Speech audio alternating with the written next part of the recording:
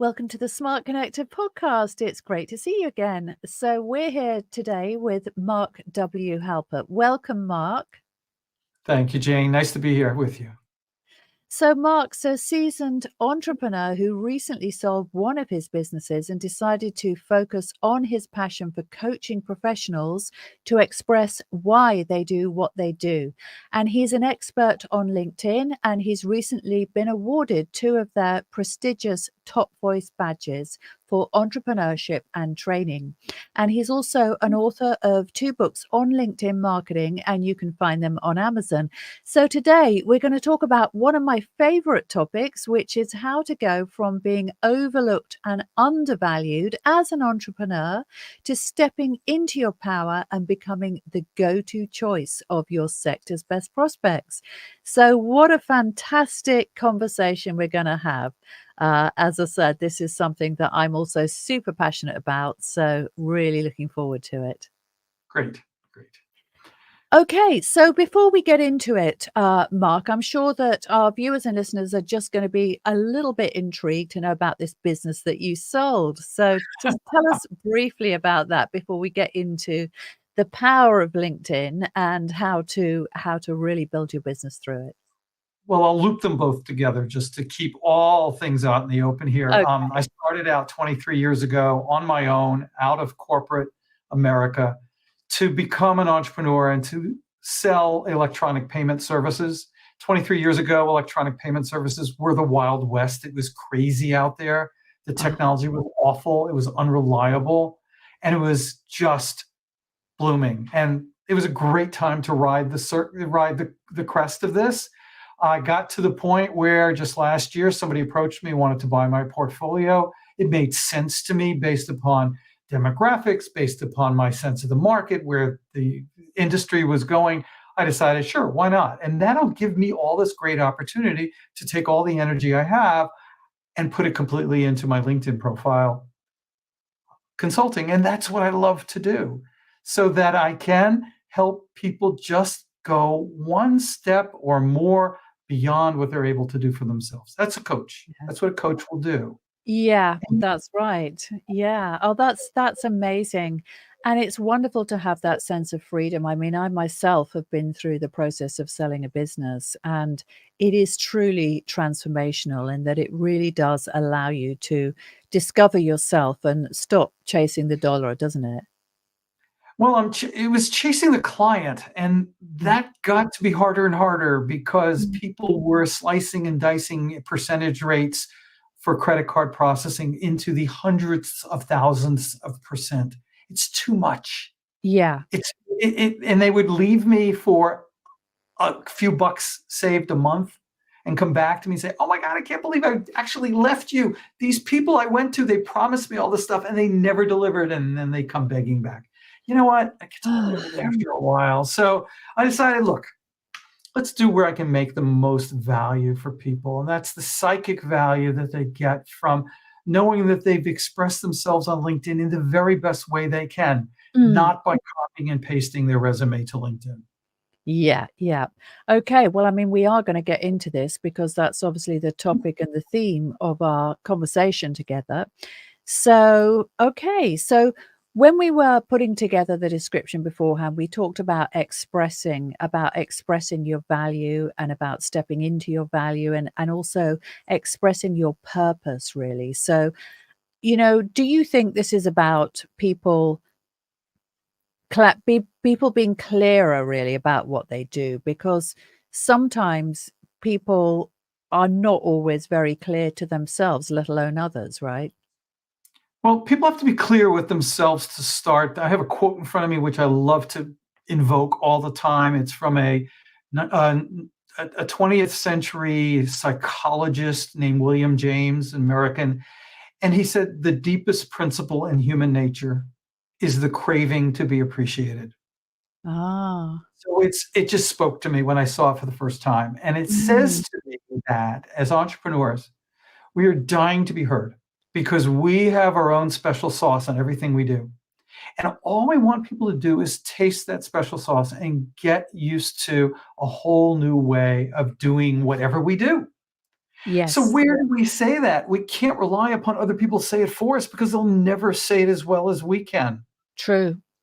So true. So we have to look within ourselves and we have to be honest with ourselves and establish the rules that we want to be understood by. And no Mm. one gets to say it but you. So when somebody doesn't do a good job on their LinkedIn profile, they've shot themselves in the foot. They've given themselves no opportunity for somebody to call what I like in love with them, but they don't get to love until they like you. So when they read your profile and they fall in like with you enough to say, I need to contact that person, the rest is up to you. But they have to want to like you. And if you're not Yeah. like to yourself or to them, you go nowhere and they go on and they leave you and you'll never know who left you. Because LinkedIn doesn't tell you who looked at your profile and how long they sat there and watched you, read you. That's absolutely true. So, okay, let's get into it. So, liking somebody, so coming across their profile and liking them, how do you get liked by the right people just from your LinkedIn profile? Well, there have been a lot of studies done a while ago, and they still probably are correct. We believe them to be correct. People look at your banner first. Do you have a banner? Or do you use the boilerplate green bars that LinkedIn leaves you, which tells nothing about anything? And some of the smartest people I've ever worked with said, I don't know what to put there, so I just leave it blank. Let LinkedIn do it for me. Well, that's a mistake. Okay. Okay. Then you look at they look at your headshot. Does it look like this was taken when you were 22 if you're 55? Does it look like you post-pandemically when it was taken pre-pandemically? How are they going to recognize you? Do you look approachable? Do you look nice? People want to buy with their eyes and their mind, their heart and their mind. Then they read your headline. If it says SVP at XYZ Corporation, so what does that tell you? Now you get lots more space to tell where you help people do whatever you help them do. Okay, If they well, get that that far, excuse me, one more point I want to make. And if they yep. get that far, they might even read your about section, which is your elevator pitch. And you better be really good there. And then they stop reading. Make a decision quickly because we all decide immediately because we're consumers at the end of the day. Do I want this product service? Do I not want this product service? That's your chance. It's really visual. It's really fast. I'm sorry, I interrupted you. Yeah, no, that's really, really good. So I've got some questions for you about all of those different aspects because as you said, those are the immediate things that people will notice when they land on your profile. So let's start off with the banner, right? So do you think it's good just to have an arresting image, or do you think you ought to have something about what you do or some text in the banner that gives a flavor for your business or maybe the transformation that you can create? If somebody came to you and said, well, should I just have a really inspirational photograph, maybe something really exciting like somebody surfing or some incredible landscape or something like that, or should I have something that is more let's just say directly related to what I do? What would you say to them? I would say it's the latter. Show me what you do. Mm, Show me you in action. I just okay. recently, last week, changed my banner. Hadn't been changed in a couple of years. I really simplified it. I made it show the three aspects of what I do, and I use only three words. Mm. I did not put the landscape of New York City there. Anybody can do that. It inspires me when I see it, but it's not going to inspire somebody to want to use me to be their LinkedIn coach. It doesn't Yeah. tell them anything, except we have big buildings in New York or in Yeah. London. I've seen every city in the world through my profile, through other people's profiles. So show me you in action. Show me brief scenarios of what you do, and so I'll understand, do I want to see, read more? Do I want to spend time here? I'm in the wrong place. Yep. Okay, well, that's really good. Okay, so now let's move to the profile picture. Obviously, as you pointed out, it's nice to really look smiley. Yeah, so it's good to have a friendly, smiley, welcoming face, right? Everybody knows that. What about the background, though? Would it be better to have one of those bright, colorful backgrounds? I mean, I've got one of those. I've got a purple background. Or is it better to have some kind of interesting, I don't know, some interesting cityscape or something like that? What does the background matter or not? The background matters. It doesn't Okay. matter as much as the foreground. I want to see your face from here to Yeah. here. I Yeah. don't want to see you standing up in front of a garden. I mean, I've got a friend I keep saying, I can't see your face. Why am I looking at you? I'm talking to your eyes. I'm not talking to, all 5'7" of you. Yeah. I just recently also changed my headshot after the pandemic. I needed to because I look different as a result. I use the cityscape behind me. You can sort of see 7th Avenue and between 27th and 28th Street in Manhattan. That's where my photographer was. He goes, let's take this out of the studio. Let's get on the street. Let's make it real. Because if you have looking like storm clouds coming behind you, like you're about to get killed by a tornado, that's what we did in elementary school, I mean, in grade school. Let's use the background to give a feel, but let's make the foreground what you're buying. Yeah, well, I think that's great. That's great advice. So basically, if you're going to have some kind of a background, make it an interesting background. Don't just make it a picture of your street, unless, of course, you live in Beverly Hills or or somewhere where people go, "Wow." Okay, fine. All right, great. So let's now get on to the headline because I think this is something that a lot of people struggle with. Should you talk about the transformation, the golden outcome? Should you talk about how you help people, or should you talk about something else? What is the ideal headline look like? Because people ask me, and I find it difficult sometimes to give them a really concise answer, and I'm sure that you can. The bonus word in your headline is help. I help people do. I help professionals with. If Mm, you're not there to help them, they're not buying from you. yeah, If you tell them all about why I'm amazing or where I came from, I have 35 years and whatever firm, and who cares? No one cares. No one yeah, cares. And I'm buying you for your past experiences. I'm not discounting it as much.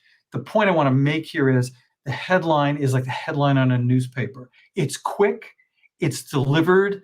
People spend their careers writing headlines for major newspapers around the mm, world. It's really hard work. yeah, How do you boil it down to a limited number of characters so you get the point across? It's hard. It's really hard.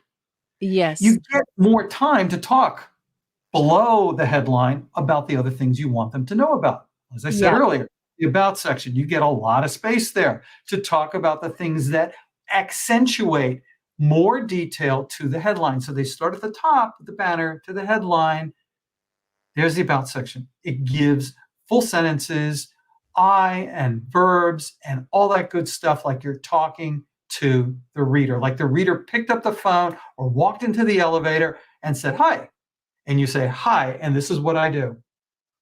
And then you get plenty of room. I know I'm going ahead of you here, but I want to make the point, and that is you get more room to talk about your past experience, starting with where you are now. And I have this image of time as a continuum on LinkedIn. Your past experience makes you who you are today, and who you are today indicates where you might go in not only your future, but your prospective client's future. Let's buy the whole package. mm. Yeah, I love that. Great. Yeah. So I want to talk about links next because one of the things that I say to my clients, obviously, I'm not a LinkedIn trainer. That's not what I do. But my client, because I'm a marketer, my clients often ask me, well, what should I do on LinkedIn? But it's not as I said, it's not what I teach necessarily. But a lot of the time I say to them, switch on creator mode because creator mode gives you a link. Am I giving the right advice there? You're exactly right. It gives you Okay. 5 major hashtags that Right. anybody can follow and find you in addition to the skills and hashtags you have in your profile. So you get 5 bonus hashtags, which are huge because you don't know where people will look for you in the search. What words will they use for you? That's huge. Yes. And people, I always say that people who are not using a link in their below their headline or whatever, they are missing out on an incredible opportunity. Would you agree with that? If you're talking about links to your website, to your blog, to whatever you do, to, I mean, lots of internationally driven networking groups where I have a profile there where I say different things there than I say to LinkedIn. It's all in your contact details. You must fill out your contact details to the ultimate degree because it is your connectivity. If you don't have your cell phone number there, including your country code, people will not text you. Ah, If you good don't have your point. email address there, they will not text you. Please don't give me your home address. I don't really want your home address there. Don't give me your birth date. I don't really care when your birthday is. I'm sorry if I sound callous.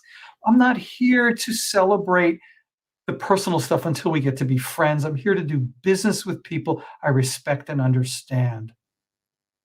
Well, that's very interesting because sometimes I've noticed I've gone to somebody's contact details and I'm just amazed that there is no way I can get in touch with this person. They don't It's even horrible. have their email address. And Right. I find it very, very strange that people are actually there on LinkedIn, but you can't connect with them because they require an email address to connect. And that's And true not only if you're an entrepreneur because you want people to contact you for whatever your service or goods that you provide, but it's really true if you're a job seeker or maybe you're looking for an encore career or you're looking for something else. If you don't have either an email address or certainly a cell phone number there, recruiters will not mess with you. They're mm, gone. They're going to go find the next candidate. You've yeah. lost that opportunity. Okay, so we're beginning to build out a virtual profile, which sounds amazing. So fill out the contact details are very important. Okay, Absolutely. so what about the other features then in terms of your profile? So we've got the banner, the headline, the profile picture, the contact details, and the about section. What else do people have to fill in, or do they have to pay attention to? We mentioned the hashtags. Hashtags. We have to also really look at our experience section. Right. Make people understand how you rose from when you first started working to where you are today. Mm. Don't tell me you saved the company $17 million in 1973. I don't really care. I can't conceive of what that amount of money was back then, that's so far. Tell me what percentage you shaved off of whatever it is, or whatever you were able to increase revenue by in terms of multiples. That's important. That Yes. tells me you're a mover and a shaker. But Yeah. don't tell me with details that no one cares about except you. It's an out of body experience because you're not hiring you. Someone else is hiring you. Mm. Yeah, so stats and data, would you say they're important then? Not that good, not that important. Just talk about the accomplishments. Right. Talk about what you did for the 15 years you worked at wherever. And if Yeah. you work someplace else for 5 years, what you say about in the 15-year job should be about 3 times as much as what you say in the 5-year job. Yep. I have people who worked for 20 years in a certain company right out of school, and that's all they talk about. And they rose to be EVP, SVP, whatever, managing director, and they don't talk a thing about what they're doing as managing director. It's stunning. But people don't give themselves permission to talk about what they accomplished. My God, we all sweated blood, sweat, and tears every day in the job. Talk about what you earned. Okay. Right. Well, that makes a lot of sense. And sometimes people, I don't know about you, but I found that people are sometimes too modest about their accomplishments. We don't like, well, certainly we Brits don't like to brag, right? So we're very conscious of that. So sometimes we understate our successes and our achievements. Would you say that's a cultural thing? Do you think that applies to a lot of Americans as well? I hate cultural stereotypes, to be honest with you, because Yeah. I've met the most aggressive business people talking about themselves in countries you would never expect them to be aggressive that way. And there are a lot of Americans on my side of the pond who are completely self-immolating. They don't want to talk about what they did because we were taught as children by parents, teachers, clergy, sit there and be quiet and take it in. You know what?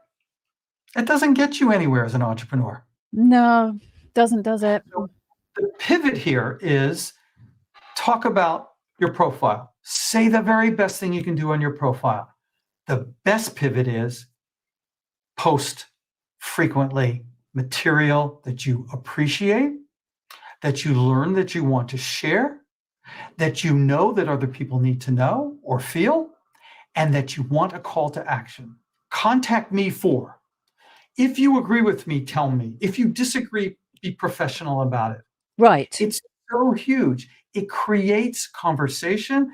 Ask people not to give you emojis and thumbs up and clapping hands about things that you've put in writing.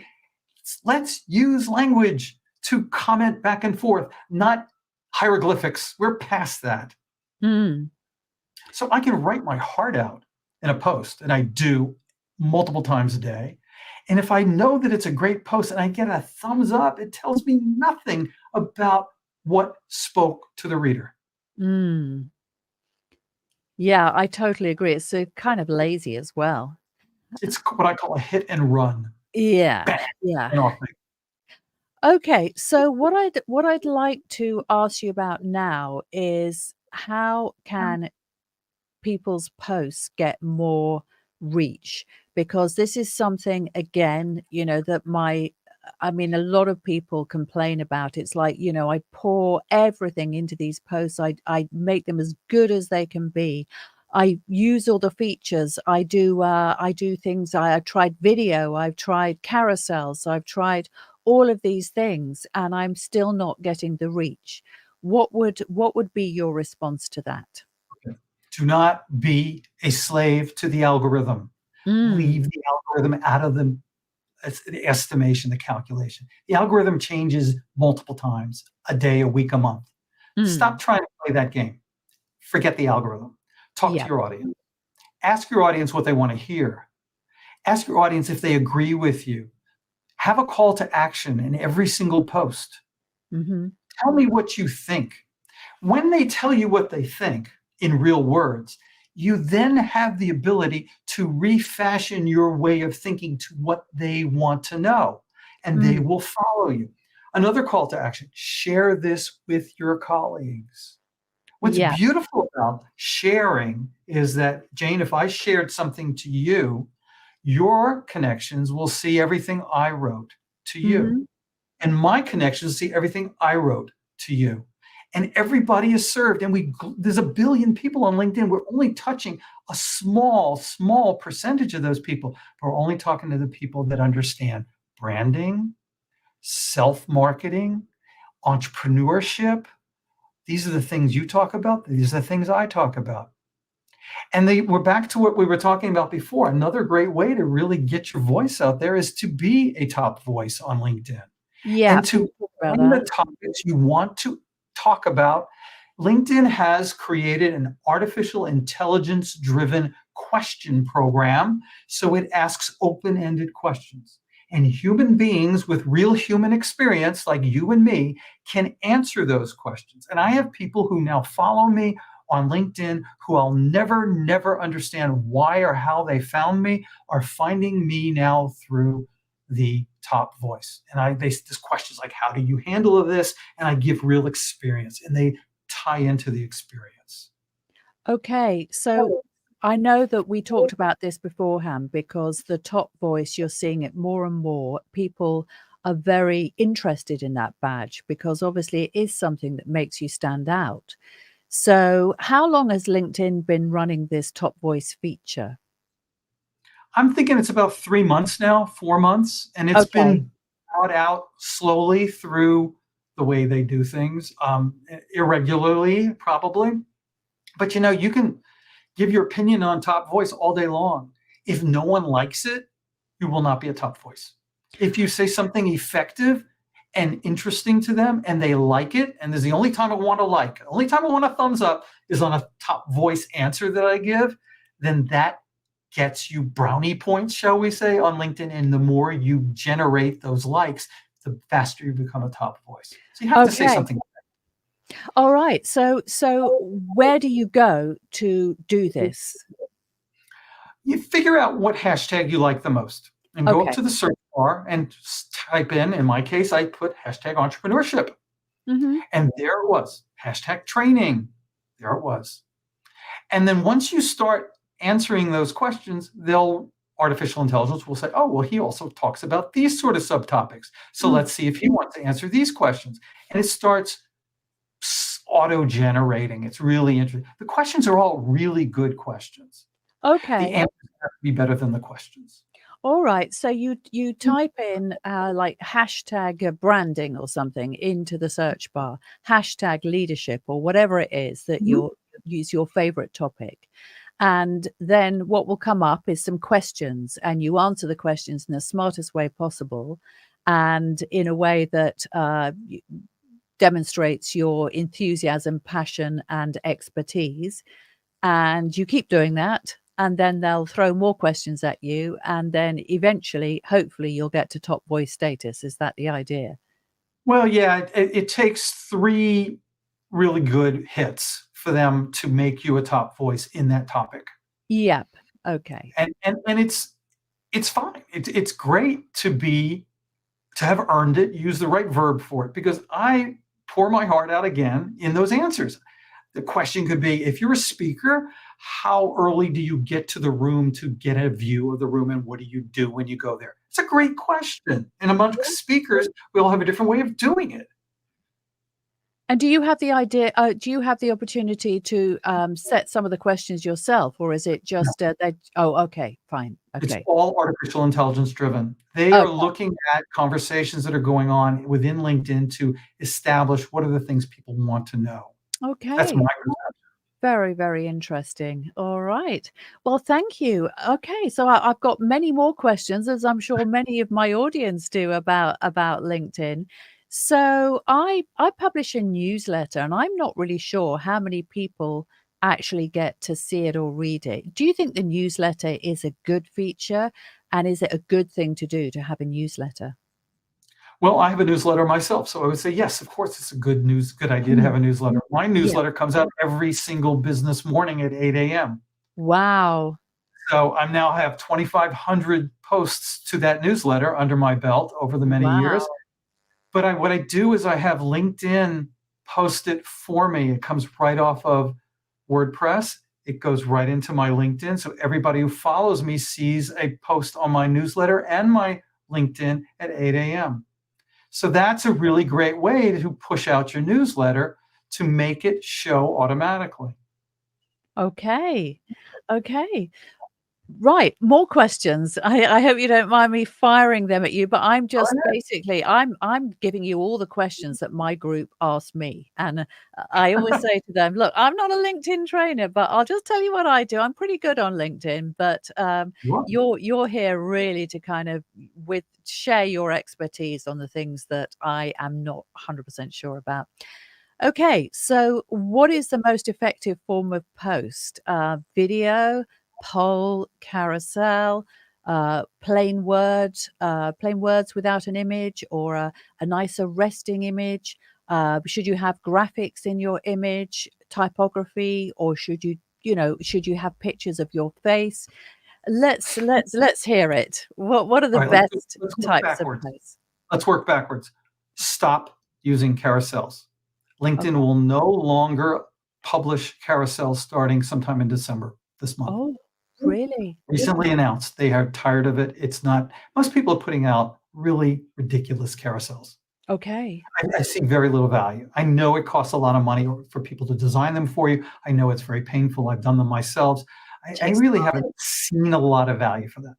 Okay. The answer I would give you, the best alternative method of putting out a post, is to determine what is the best graphic way to make the message resonate.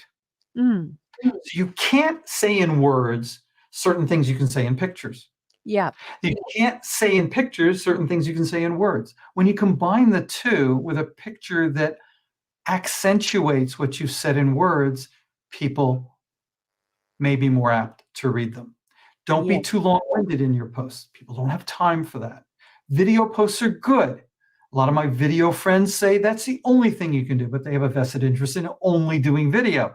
You need words in places where video doesn't make sense. Not everybody can open up a video on the train, for example, or in a bus. They rather read it on their cell phone in words. So find the right way to show the media that makes the most sense for what you're trying to say. Yeah. Okay. Okay. Stop telling me about your sick child. Really, I'm tired of it. I'm really tired of it. Stop telling me what you did on your summer vacation. We left that a long time ago in grade school. I see that all the time. Yes. But if you can take some of these topics and you can twist them into, and this is what I learned from this that I can apply into my business, then there's something to be gained there. That's a tough writing project. Because it contains a lesson, and we're all thirsty, aren't we, for knowledge, and the right kind of information is like a gift, isn't it? Right. And the very best way to give a gift is to tell a story. Yeah. Tell me a story about how you persevered and won the game, won the day, because you were challenged, you rose to the occasion, Yeah. you thought about it, you fought back, and you win. It's the oldest method of conveying knowledge in the world, and we still love it.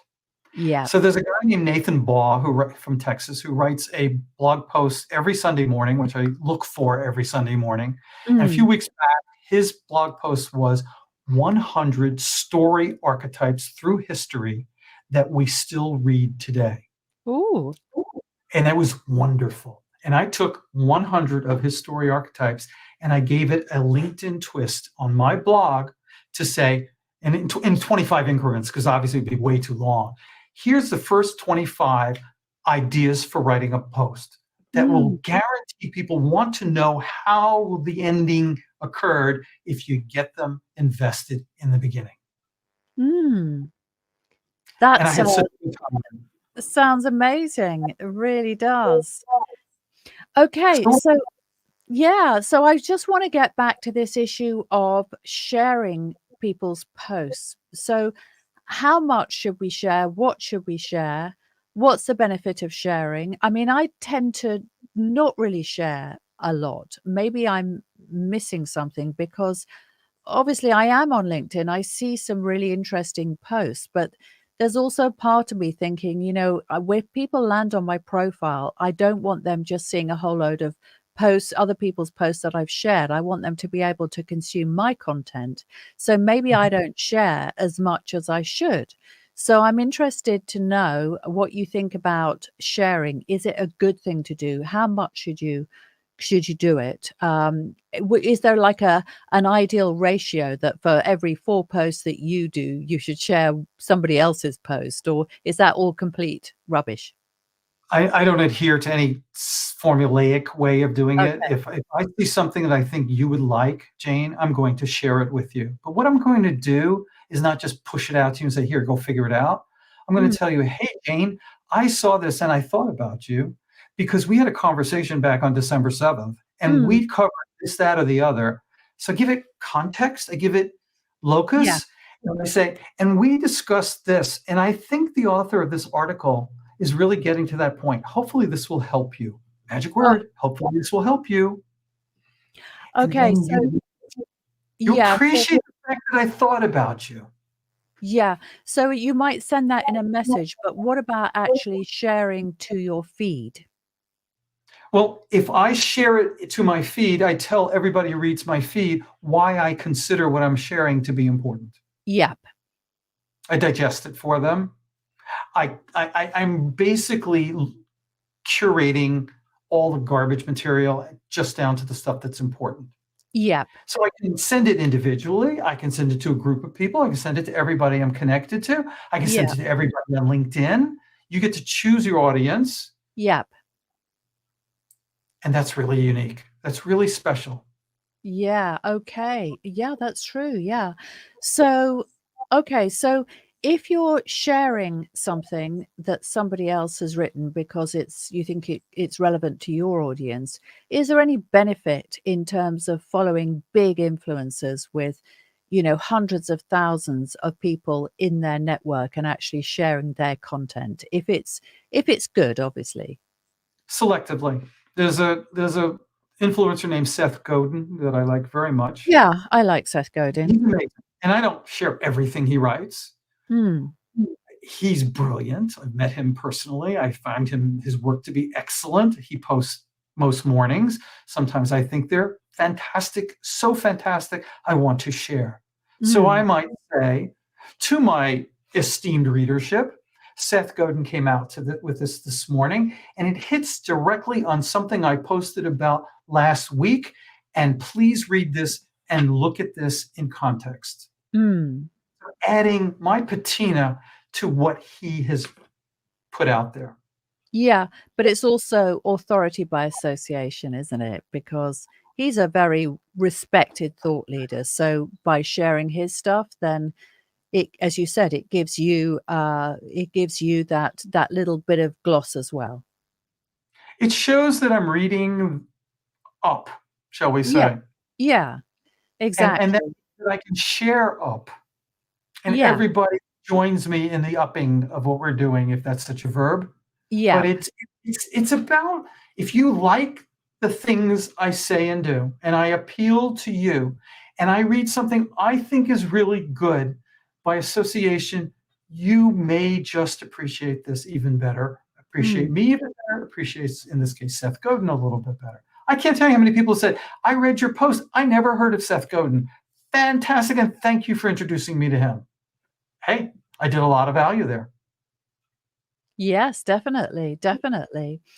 Okay, well, that's all really, really valuable, interesting information. Okay, so what haven't we covered that is a topic that is frequently asked to you by your audience? I get a lot of people at all stages of life who say to me, why does anybody care what I have to say? And that hurts me. That I really hate hearing that.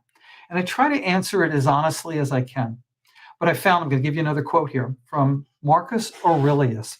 Really, Marcus Aurelius said this: look within the fountain of good. I'm sorry, within is the fountain of good, and it will ever bubble up if you ever dig. So look within yourself and find that fountain of good that you want to share with other people, so that they recognize the value of what you're doing. You're not going to be overlooked. You're not going to be undervalued. You're not going to misstep and not step into power. You're going to be recognized and appreciated. You've shared knowledge, you've shared feelings, you've shared belief, Mhm. and you've given them the opportunity to react to you by asking them to react. Mm. Find your bubble and make the fountain bubble. It's incredible when people give themselves permission to get out from under themselves and to give themselves the ability to express why they're here and why they do what they do, what they can come up with. It's Yeah. cathartic, it's empowering, it's so huge. And people, age 50, I had a guy, he was age 73. He was still working, and he said, I hate my job, but I have so much to say. How do I do it? And I gave him a few tips, and he started doing it. The more you do it, like writing, as you know, the more you write, the more better you get at it. The more it's fun it is, the more easily it comes. It's all about giving yourself that permission. Yeah, yeah. I love that. And really, I suppose at the heart of this is an attitude of giving, isn't it, really? Because if you go into these social environments, really, because that's what it is, with an attitude of take, then you're not going to come across as the kind of person that people want to get to know. And just to circle back to that first thing that you mentioned, that likability, you're not going to win the likes of others, really, the true likes, are That's you? true. 20 years ago, I joined a networking group in New York City, and it had two mantras. One was, it's better to give than receive. Now, I can't find anybody who disagrees with that.